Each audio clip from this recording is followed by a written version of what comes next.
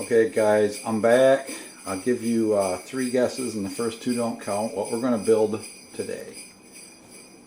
Right here in the kitchen. I needed some comfort food.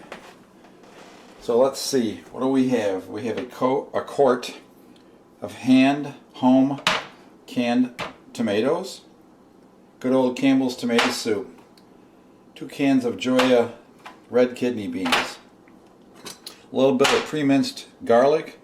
A big old green pepper, a mondo onion, and a collection of spices including, of course, salt and pepper, cumin, thyme, chili powder, dried parsley, and a little liquid smoke. And the resistance is a little over a pound and a quarter of ground venison. What are we making? Yep, venison chili today, guys. Very simple recipe. What I'm going to do, when we come back, I'll have it going. I'm going to cut and chop the 2 vegetables. We'll toss them in, and we'll get started from there. Okay, veggies are chopped. I've got my good old favorite cast iron pot here warming up. That's just some water where I made sure I rinsed it out. You got to add a little oil here for your vegetables or they'll burn. So I'm just going to add a tablespoon or so of olive oil, extra virgin of course. You don't want any olive oil that's been fooling around, so. I love this big thing for breaking up the meat after it starts to get ready to go. So, what we have, you might as well, if you want numbers for quantities for this recipe, 2 cups of chopped pepper, about 1/2 inch pieces, and 2 cups of chopped onion. I think I got a little more here. That onion was so big I actually had to pull some of it out. I had so much. We'll use that in another recipe. So this goes in, and we saute that down a little bit for a little while. I can add my garlic now. I love this garlic just because it's already minced, and you just give it a good squeeze. I like garlic. That's probably a tablespoon or more. You don't need this guy anymore. I don't know where he came from. Oh, there he was. Alright, I usually press garlic, but I didn't want to mess up the tool. So, we'll come back when this gets sauteed down and the onions start to get a little transparent. Now these peppers and onions and garlic haven't cooked down quite yet, but I'm just going to add, I don't know, just a dash of water. Put the lid on. That steam will speed up the cooking and let them not scorch, but actually make them translucent and cook through. The peppers and onions are now cooked to my satisfaction, but what I'm doing is I'm reducing it right now. And what reducing means for those who aren't kitchen types is I put water in there to steam it. So now I'm just going to boil off the water. So that's why I've opened the center up, taken the lid off. I want the excess water to escape. And the next thing I'm going to do is throw in the meat because my meat is still frozen solid. And we'll be taking the lid on and off and scraping that down. You'll see what we're going to do. And some of you might ask, why not just put the lid on, tip this over, and drain that excess water out? When you do that, you're throwing away a bunch of flavor of your peppers and onions and garlic. So I'm just going to reduce it, and all that essence will stay in the pan. We're almost to where I need to be now anyway. There's just a little bit left. But I want to make a hole for my chunk of venison, frozen venison, to fit right down in there. Just a couple more minutes. Okay, so the water's all gone. I'm pulling the vegetables to the side here. I got my venison out of the package. We'll throw him right in there. And I'm just going to keep heating this. I'm going to turn the heat down a little bit. Keep heating this. Put the lid back on. Let that guy thaw all the way through. We'll break it up as it goes. I'll show you when we're done. So as I keep flipping this over, And I just keep scraping the layer of thawed stuff off. It gets smaller and smaller, and of course starts thawing even faster. So we'll be adding the other stuff here in just a couple minutes. And this, after you do that, you can pretty much eat it or let it sit for a little while and let it kind of marinate.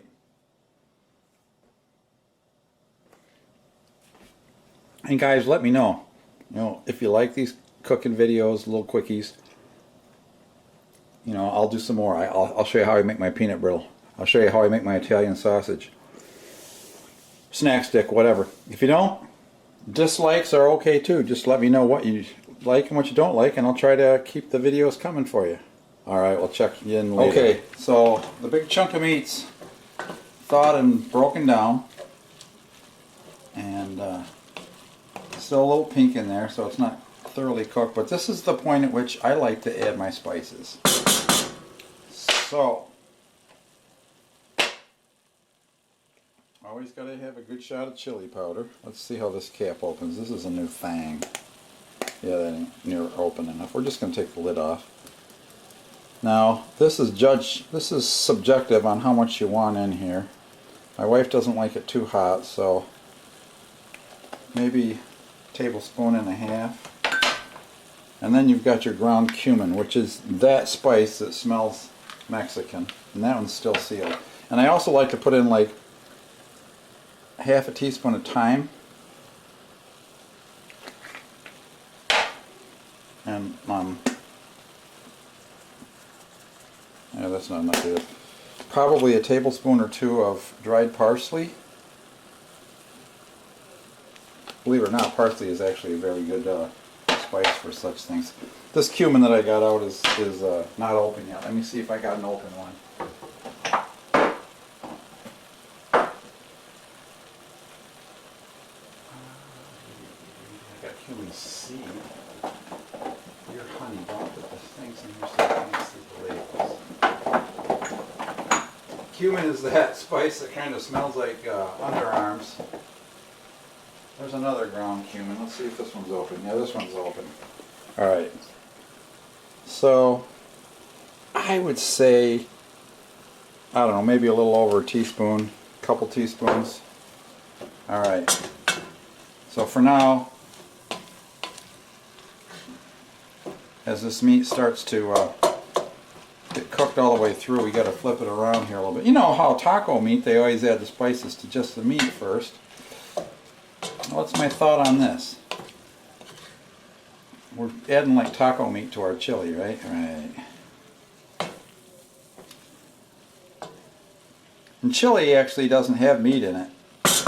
Chili con carne does, and Mexican con carne means with meat.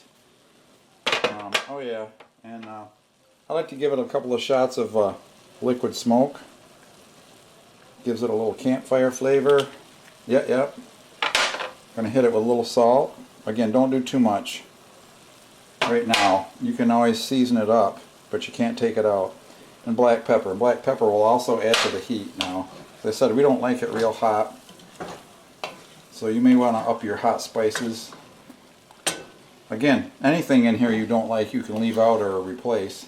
I've seen guys add either cubed sweet potato or carrots, which actually supposedly take the acid out so it doesn't burn your guts. And it was pretty good, and you don't even taste the carrots. And I actually add probably a tablespoon of regular sugar to the end of this. Now see, this is getting thoroughly cooked all the way through. So at this time, I have Mama's home canned tomatoes, and they're a little too juicy. And I hate to add to lose the flavor of all the juice, so I do drain some of it off. And they're pretty coarse. So what I'll do is I'll just take my knife right down in here and I'll do a chopping action like so and stir at the same time. Oop, now there goes one on the floor, yummy.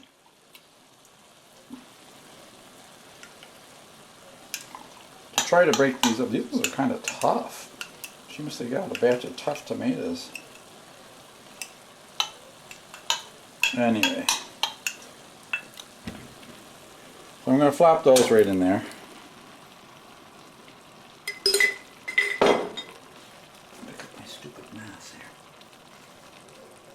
Notice that I did clean the stove though. My wife was absolutely livid that I cooked fudge on a dirty stove that I'd gotten dirty and hadn't cleaned up, so I thoroughly cleaned it today. So if you don't know what I'm talking about, that's probably good too. Alright,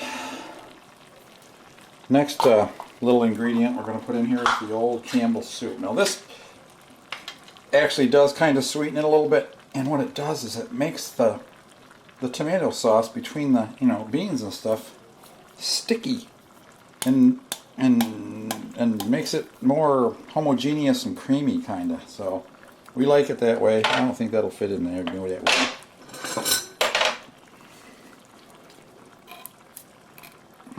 Get one of these spatulas and get it out. Alright.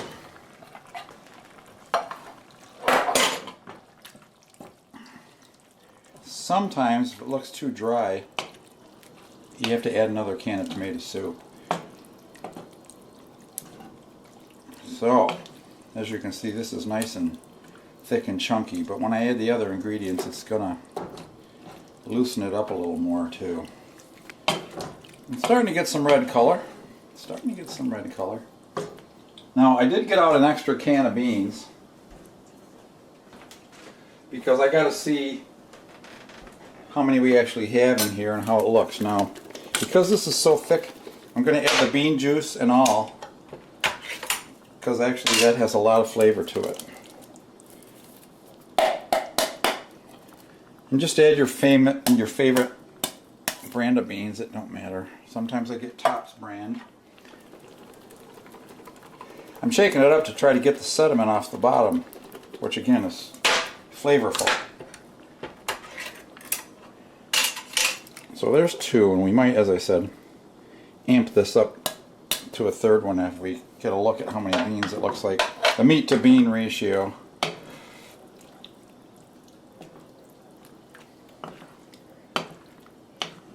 Looks like chili though, don't it? And the other thing about adding another can of beans is you get more chili that way. And that was a big chunk of meat. You know, it's hard to judge when I'm packaging this venison by myself. Yeah, I'm going for it. Go for it!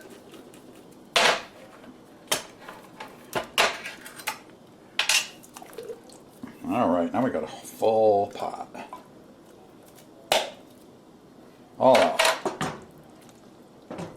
Oh yeah. Now as this heats and all melts together,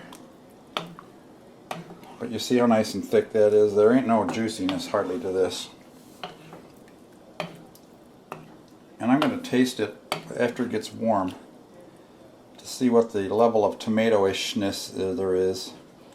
If it ain't tomatoey enough, I might add another can of Campbell's, but it varies a little bit. Alright guys, we're going to wait until this warms up and we'll do a taste test. I think everything is pretty much ready to go.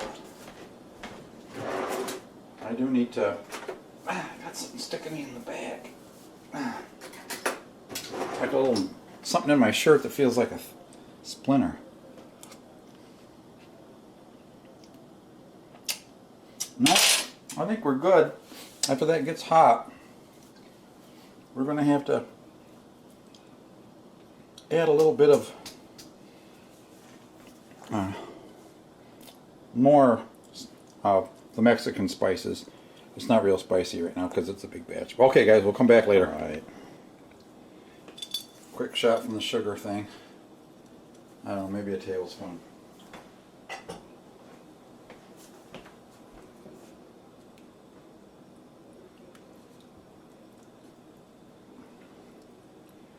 Well, that's pretty much it. You know, you guys that want to use your venison for something good. And I'm pretty sure this is pretty healthy because all it's got in it that would be bad for you is the venison, and that's really lean. I don't grind junk, even though it was ground venison. I don't grind up crap. go for the premium stuff. I think we do need a little bit more chili powder.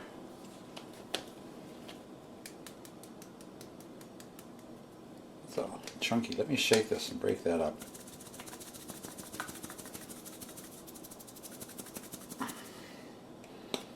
There's to try to shake it out. Then the chunks won't come out.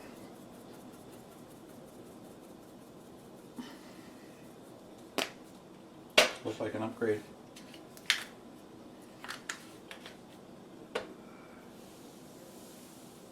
What did I do with my cumin again?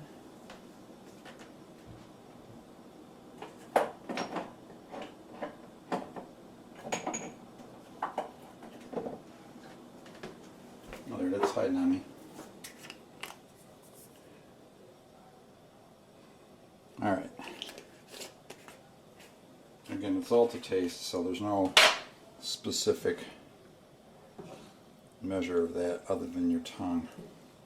But this will give you a little bit of a idea of how much I'm putting in. And it does have a little afterburn to it, with the chili powder and the cumin.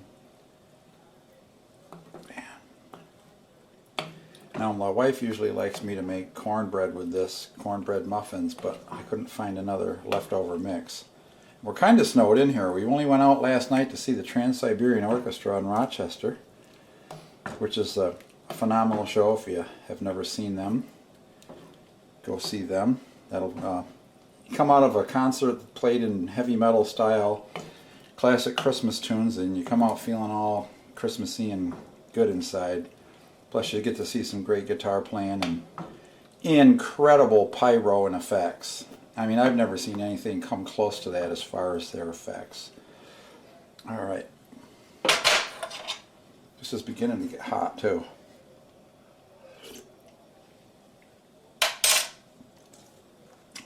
Oh yeah, that right there is chili, boys.